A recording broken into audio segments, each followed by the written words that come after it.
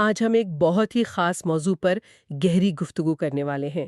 سورۃ الانفال کی آیات 64 سے 70۔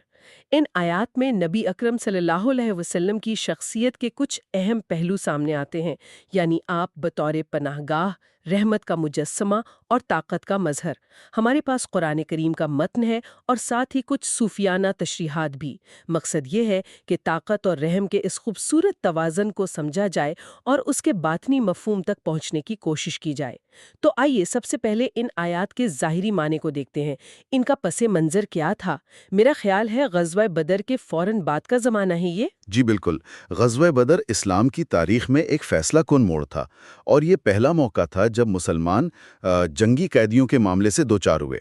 تو آیت 64 میں اللہ تعالیٰ فوراً ہی نبی اکرم صلی اللہ علیہ وسلم اور مومنین کو یہ یقین دہانی کرا رہے ہیں کہ اے نبی، آپ کے لیے اور آپ کے پیروکار مومنین کے لیے اللہ کافی ہے، یعنی اصل سہارا اللہ کا ہے۔ اچھا، یعنی توکل کا سبق۔ جی، توکل اور اللہ پر کامل بھروسہ۔ پھر آگے آیات 65 اور 66 میں دیکھیں، پہلے تو ہمت بڑھائی جا رہی ہے کہ اگر تم 20 ثابت قدم ہو تو 200 پر غالب آؤ گے، یعنی 1 کا مقابلہ 10 سے۔ 1 مقابلہ 10، یہ تو بہت بڑا تناسب ہے۔ جی ہاں، یہ بہت بلند معیار تھا، لیکن فوراً ہی اللہ تعالیٰ نے اگلی آیت میں انسان کی وہ کمزوری کو سامنے رکھتے ہوئے اس میں تخفیف کر دی۔ فرمایا کہ اب تم میں کچھ کمزوری ہے، تو اگر تم میں سے 100 صبر کرنے والے ہوں تو وہ 200 پر غالب رہیں گے، یعنی تناسب 1 مقابلہ 2 کر دیا گیا۔ اچھا، اور ساتھ ہی یہ فرمایا کہ اللہ صبر کرنے والوں کے ساتھ ہے۔ تو یہاں اللہ کی رحمت اور حکمت دونوں نظر آتی ہیں، حکم بھی ہے اور انسانی استعداد کا لحاظ بھی۔ صحیح، یہ واقعی بہت اہم نقطہ ہے۔ اچھا، اب قیدیوں سے متعلق جو آیات ہیں 67 سے 70 تک، ان کی طرف آتے ہیں۔ آیت 67 میں قیدی بنانے پر کچھ تنبیہ سی محسوس ہوتی ہے۔ جی، آیت 67 میں ایک اصول بیان ہوا ہے کہ نبی کے لیے مناسب نہیں کہ اس کے پاس قیدی ہوں جب تک کہ وہ زمین میں دشمن کی طاقت کو اچھی طرح کچل نہ دیں۔ اس میں اشارہ تھا کہ مال غنیمت یا دنیاوی فائدے کو اولین ترجیح نہیں بنانا چاہیے۔ مقصد اللہ کے دین کا غلبہ اور آخرت کی کامیابی ہونی چاہیے۔ لیکن اس میں بھی رحمت کا پہلو کیسے ہے تنبیہ کے ساتھ؟ رحمت ایسے ہے کہ آیت 68 میں فرمایا گیا کہ اگر اللہ کا لکھا ہوا پہلے سے طے نہ ہوتا تو تم نے جو کچھ لیا اس پر تمہیں بڑا عذاب پہنچتا، یعنی غلطی تو ہوئی مگر اللہ نے فوراً سزا نہیں دی۔ پھر آیت 69 میں اجازت بھی دے دی کہ جو مال غنیمت ملا ہے اسے کھاؤ، وہ حلال اور پاک ہے، بس اللہ سے ڈرتے رہو۔ ٹھیک۔ اور پھر آیت 70 تو کمال ہے، براہ راست قیدیوں سے خطاب کہ اے نبی، ان قیدیوں سے کہہ دیجئے کہ اگر اللہ تمہارے دلوں میں کوئی بھلائی پائے گا تو جو کچھ تم سے لیا گیا ہے اس سے بہتر تمہیں عطا کرے گا اور تمہیں بخش بھی دے گا۔ واہ! جی، یہاں اللہ کی عزت یعنی طاقت اور غلبہ اور اس کی حکمت کے ساتھ ساتھ اس کی مغفرت اور رحمت کتنی واضح ہیں۔ یہ نہیں کہ بس سزائی دینی ہے، اصلاح اور واپسی کا دروازہ کھلا ہے۔ یہ تو ظاہری احکامات کی وضاحت ہو گئی۔ اب ذرا اس کی گہرائی میں اترتے ہیں۔ صوفیہ کرام ان آیات کو اور خاص طور پر نبی صلی اللہ علیہ وآلہ وسلم کے اس کردار کو کیسے دیکھتے ہیں؟ آپ صلی اللہ علیہ وآلہ وسلم کے بطور پناہ گاہ ہونے کا باطنی مفہوم کیا ہے؟ جی، صوفیہ کے نزدیک یہ آیات صرف جنگی ہدایات نہیں ہیں، بلکہ یہ روح اور نفس کی تربیت کے لیے بھی ہیں۔ مثال کے طور پر امام کشیری فرماتے ہیں کہ اللہ کا یہ فرمانا کہ اللہ آپ کے لیے کافی ہے، یہ ہر سالک کے لیے پیغام ہے کہ اصل طاقت ہتھیاروں یا تعداد میں نہیں بلکہ اللہ پر توکل میں ہے۔ یعنی اندرونی طاقت۔ بالکل۔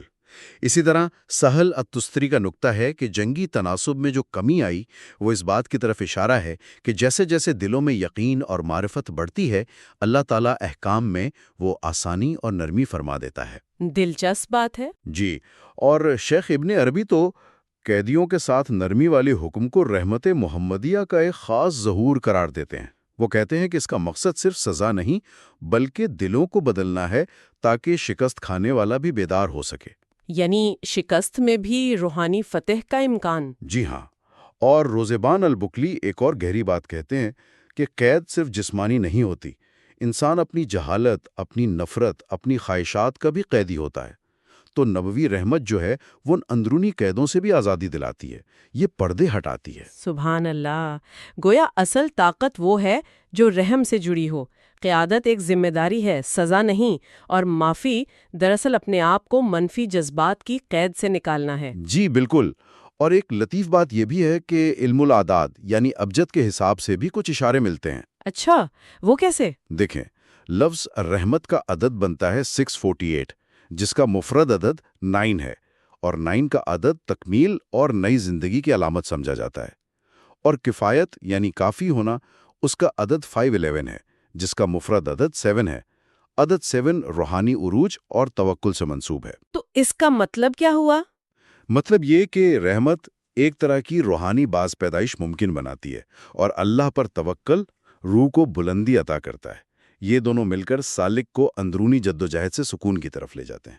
تو اگر ہم اس ساری گفتگو کا خلاصہ کریں تو نبی اکرم صلی اللہ علیہ وآلہ وسلم کی ذات میں ہمیں طاقت اور رحمت کا ایک کامل توازن نظر آتا ہے۔ وہ مضبوط تھے مگر سخت دل نہیں، نرم تھے مگر کمزور نہیں۔ آج کے دور میں ہم اس مثال سے کیا عملی سبق لے سکتے ہیں؟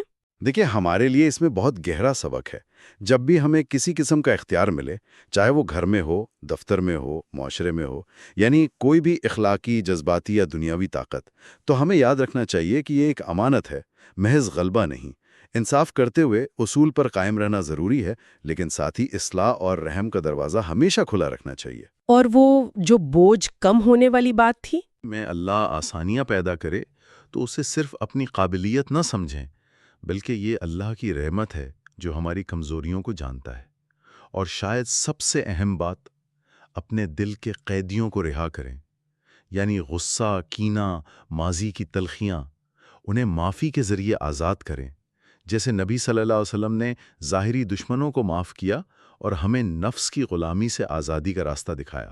اس پر غور کرنے کے لیے شاید یہ دعا ہو سکتی ہے: اے رب رحیم، مجھے وہ طاقت دے جو رحم سے گائیڈڈ ہو، اور وہ نرمی دے جو کمزوری نہ ہو۔ جی بہت خوب۔ اور آخر میں ایک سوال ہم سب کے لیے چھوڑ جاتا ہوں۔ اگر یہ آیات نبی اکرم صلی اللہ علیہ وسلم کو رحمت کا ایسا مجسم نمونہ دکھاتی ہیں، تو آج ہم ایک فرد کے طور پر اور ایک امت کے طور پر اس محمدی رحمت کو اپنی زندگیوں میں اور اپنے ارد گرد کی دنیا میں کیسے زندہ کر سکتے ہیں؟ اس نمونے پر کیسے عمل پیرا ہو سکتے ہیں؟ اسی اہم سوال کے ساتھ آج کی یہ نشست اختتام پذیر ہوتی ہے۔ قرآن حکیم کی حکمت اور روحانی بصیرت کی اس کھوج میں ہمارے ساتھ شریک ہونے کا بہت شکریہ۔